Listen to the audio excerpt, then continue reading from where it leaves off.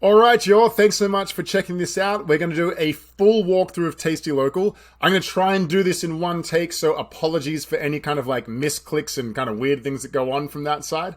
Again, just to let you guys know, Tasty Local is in beta, which means that some things aren't 100% finished yet. So if you see weird things happening on the screen or strange buttons out of place, they will all be fixed up before we go live. It's just because we're still working on it. Awesome. So, as customers arrive directly on Tasty Local, the biggest difference is that it is hyperlocal. So what that means is that when a customer selects a city or they use their location to tell us where they are immediately immersed into that local environment. So when people come in and they're visiting Hamilton, for example, we want them to get a really good feel for what Hamilton actually is all about. And so immediately they're greeted with a variety of kind of like slides of stuff that we've curated. They are shown local news articles related to food. So this pulls in articles from a variety of local sources, local newspapers, local magazines, bloggers, things that we and our crew locally write. And they feature things like new vendors that are popping up, news that's going on, interesting kind of articles that might be happening, a couple of guides that might make their way into there as well. All right. So that's what kind of with what they're immediately greeted on is a whole bunch of news. If they click top stories, they're given a list that they can sort and filter and kind of see through. And then if they actually click an article itself, let's see if we've got one here. Let's use this Hamilton City magazine. What they're given is a quick overview as to the article. They're shown the links to the vendors that are featured in that article, and they're also given a link to the original one. So if they pull this one up, it does work perfect. Then they can actually view the entire article right there within the app without kind of leaving. So that's kind of a real overview as to how the news and articles kind of work from there.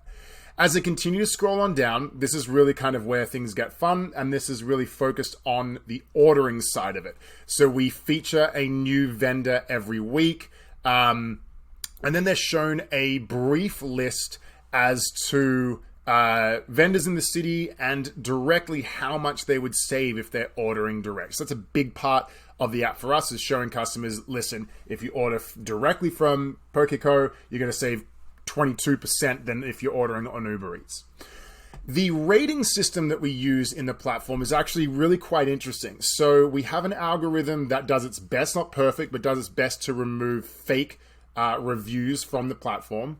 And then we also actually go in and have a look at like 1 and 2 star reviews that are kind of bum reviews. So that would be things like, they didn't actually leave a comment, they just left a 1 star, or they didn't like the color of the bathroom. Those sorts of things we actually remove from the algorithm and give kind of a true score that comes from that side. So that's kind of the plan of what we do with the ratings and how our rating systems work. If a vendor's exclusive, so if they're not actually on any third-party application, that's shown right here as well. And that's kind of a list of where they go from there. If they click the Discover More Food, they're actually brought over to our whole ordering section of the app. And so what this does is it immediately shows a whole bunch of variety of stuff. So it shows the top 10 dishes. So this is, again, based on what people have ordered and in the last week. They're showing people who are certified tasty. So certified tasty, I'll dive into that just super quick. Basically, that is an internal recommendation that is based on, does the vendor have more than 95% of a true rating? Do they have recommendations from more than 3 local bloggers? And are they featured in local publications? That's generally how that kind of works from there. So it's really meant to give people an idea of like, hey, there is a variety of sources saying this place is good, not just your Google reviews that kind of come on from that. So it shows certified tasty. Obviously, we've still got this up from Easter, so this would highlight, different things. So this would show Mother's Day specials coming up, so on and so forth. We can then do fun things like highlighted top vendors from bloggers or from guides and the rest of that from there as well. On the ordering platform, I'll dive into this a little bit here. Local champs. So what local champs actually is, even though nothing's showing up, I'll show you on a different page there. Local Champs is anyone who uses the Pavement platform to power their ordering.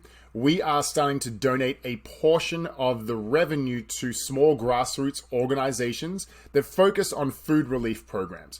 So anyone that uses the Pavement platform basically becomes a local champ. They get that stamp of approval to say, yes, we will, if you order from this vendor, we will, Tasty Local or Pavement will donate a portion of that revenue to grassroots organizations. Now listen, it's starting out, so it's small. It's not going to make a significant impact in the immediate. Our hope is that as we grow, this actually does become a significant impact and a tool that's used just to support small grassroots organizations. If you want more information about that, please reach out because we'd love to talk about it. Not something we're going to use to really drive people to the platform. We want people to use the platform because it's good, not because we help people.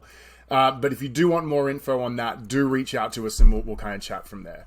So as they scroll on down, they're then greeted with a more traditional ordering kind of platform. There is a map they can click here and view everything on a map. They can look at filters. They can filter out whatever they want to, and so on and so forth. So that's kind of what it looks like when they click on the ordering aspect from there. If we go back into the main page, as they scroll on down, they are shown events that are happening in the city. So this is events and specials. So things like, for example, on Wednesday, you can watch sumo, get a wings special, and drink some awesome Asahi over at Mystic Ramen. But on Friday, there's music bingo at Collective Arts. So this focuses on events that are happening at restaurants, bakeries, and breweries. So you're not going to be able to purchase tickets to Iron Maiden on here that are happening in the local stadium. It's really meant to be a thing that people can use to say, where's trivia happening? Or what spots have live music? Who has special menus that are on? That's really what the events are meant for. We will start producing our own events. So those events are really meant to drive traffic to your store on off nights. So that is, we'll launch with a series called Art After Dark. And so these are unique art nights like Japanese calligraphy, life drawing, street art that we're doing on a Monday evening in a restaurant that's perhaps normally closed, just to bring in a little bit more traffic on those nights. We're really experimenting with how do we get people into the doors of your restaurants on those Monday, Tuesdays, and Wednesdays when you're not making a lot of money. And so this is really a bit of our solution for that, is we'll start throwing events locally that are fun, that engage people and kind of get people through the door. Again, a bit of a test, but we're kind of seeing what happens with that from there. So if people click on this, we won't dive too much into this. People click onto this, if there was tickets, they can purchase tickets. If there was a bio, there should be a bio of that event there. They can do that. You can look at information on the actual website as well. All right. So that's kind of events. Local Champs, we kind of covered. Oh, look, there's actually vendors there. That's really nice. So that's a good plus. As I keep on going, they're given guides. So guides really pull in recommendations from across the internet. So for example, this one here is actually written by the Food Network. So this shows the top 10, let me have a look at here. The top kind of 10 Hamilton restaurants that are recommended by the Food Network. So people can look at those guides and explore them. It pulls in some guides from local bloggers. So these guys, Stilltown Down, really popular bloggers here in Hamilton. They have a great guide based on top pizza slices in the city. So when they look at those guides, it'll show them what restaurants are featured in them. It'll allow them to kind of click it, it can view them on a map, all that kind of stuff from there. They can then scroll down and explore individual neighborhoods. So, if you're in the James North area, so on and so forth. We will make this location-based eventually, but for right now, they can kind of explore neighborhoods.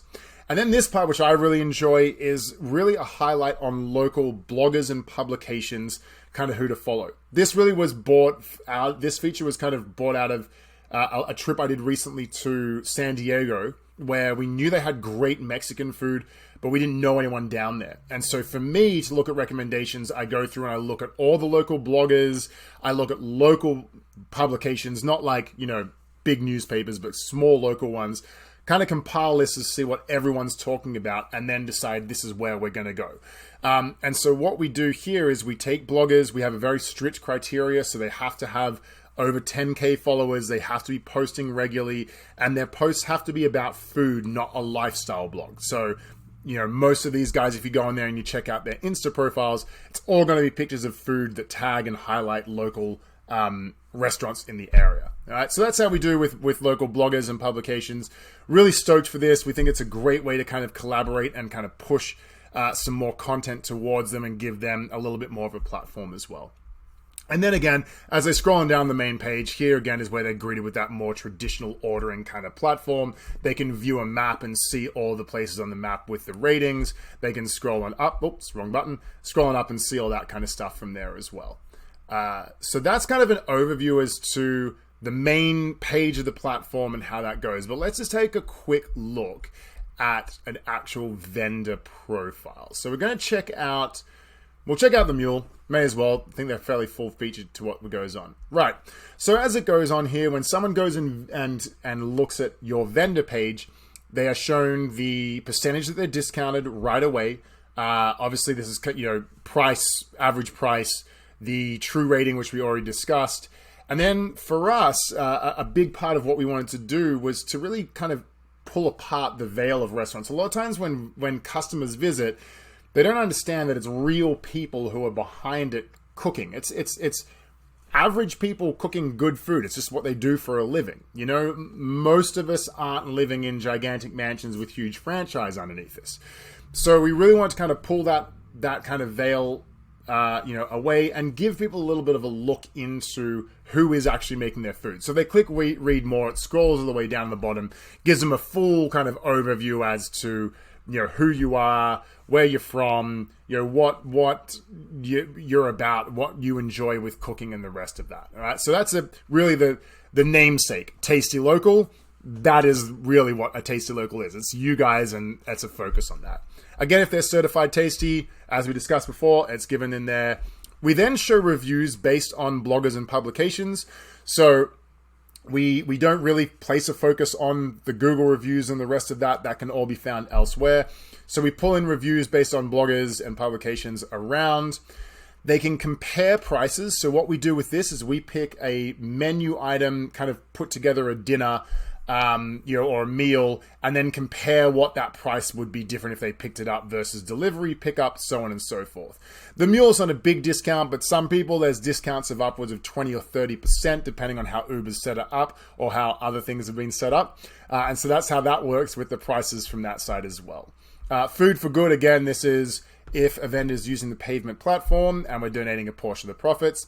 It then highlights popular products. Again, this one would, if it was set up properly, it would have a price that is on third-party apps versus direct, so you can see what that compares directly to. If they are on the Pavement platform and you click this, it will automatically pop up that product in the store, which I'll show you soon. Also, if a product is exclusively direct, it'll show up there as well. If you have upcoming events, it will show those here. That's both special, such as like a happy hour, as well as something like trivia. Obviously, this one isn't correct because that's from March. But if they've got upcoming events that are coming, that'll show up here as well. And then it dives into a pretty traditional kind of ordering information, right? What this place has, where it is, address, a little bit of a bio based on our opinion or based on opinions from the web. It'll give again an overview as to the neighborhood. They'll be able to discover more from there and so on.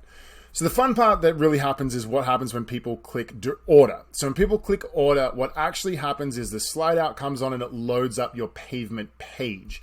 So in this scenario, when someone places an order, it's really no difference than if they were going and visiting your website directly. That just places the order directly through the Pavement store. Everything's the same, whatever you do. It's still your brand, everything like that. So the way that we set this up and why we went this way versus kind of making everything look similar is because we really pitch Tasty Local as kind of like a shopping mall for restaurants. It's really meant to be that place of where it's like, look, we've got our guidelines, our quality controls, all of that kind of stuff in. We're really a directory to say, here's how you order direct. So you have to have a certain standard of ordering platform, that you're using. There's certain standards you have to kind of adhere to be on it, kind of like there would be if you were in a mall. But ultimately, we want people to be connected with your brand, not with Tasty Local necessarily. So when someone places an order, we want them to feel like they're placing an order from the mule or from you directly. so that you then have access to customer data. You can grow your customer base, start really leveraging that. And our ultimate goal with all of this is to make sure that you're doing more sales through your direct ordering system than you are through third-party apps. On average, vendors are doing about 60% of their orders through us, but we want to see that kind of jump a bit higher. And if you're not reaching those marks, we kind of want to see that. The reservations, this probably won't work. No, it won't. Oh, it does. Perfect. So reservations, if you've got reservations that are integrated into your website, then this will link in it. We will not link to an OpenTable profile. So they do use OpenTable, but it's actually on their site. So we won't link to OpenTable or to kind of third-party applications if you're using something, I don't know, like TouchBistro or Square to do your reservations on a TouchBistro page. We won't link to that. We don't really care about promoting other companies, that we care about promoting you. So that's how the reservations kind of system works from there. Again, it just pulls in if you've got reservations directly on your website from that. Awesome. So that's pretty much Tasty Local in a very big nutshell. Let's go back to the start here. And so, yeah, I mean, that's really kind of what we've been working on for the past 6 months or so. We're really stoked to kind of get this rolled out and see what happens. Again, we're going to roll it out in Hamilton, really take our summer to kind of just like flesh things out, get things up to scratch. And then from there, we're going to look to expand. And our way that we're going to expand is we will focus on somewhat regional cities first, just to kind of get into those markets and provide them with a really kind of cool ordering platform where they might not have one. And then we'll start moving into the bigger cities from there. So even with something like Toronto, we're not in a rush to get into big cities, but we're going to start off small and then kind of get into them as well. So if you are interested in bringing this into your city, please reach out, because we obviously need local partners to help make this happen. So do reach out if you want to get this fast-tracked in your city. And in the immediate, we are looking at Kitchener-Waterloo, Windsor. Ottawa will probably be the first kind of bigger city that we look at, and New Brunswick as well as a province. Then we're going to start looking into other countries if it takes off, into the States and into Australia, the accent. So that's kind of what we're looking at from a roadmap. For us, we're really active on socials. So give us a follow at Tasty Local Knows Best, which is the main one, or if you're in Hamilton, Tasty Local Hamilton. And so that's going to be where we really start engaging the general public to let them know, hey, here's how this thing works. So do give us a follow on that. But otherwise, that's kind of this. If you've got any questions, please reach out. If you're eager to get onto this, please reach out. We're really stoked to be working with you as always. I know we've been silent for the past 6 months, but we're really stoked to get this rolled out. So as always, reach out, say hi. Thanks so much for taking the time for watching this first walkthrough or a full walkthrough of Tasty Local. We're kind of excited to get going, and have a good one out there.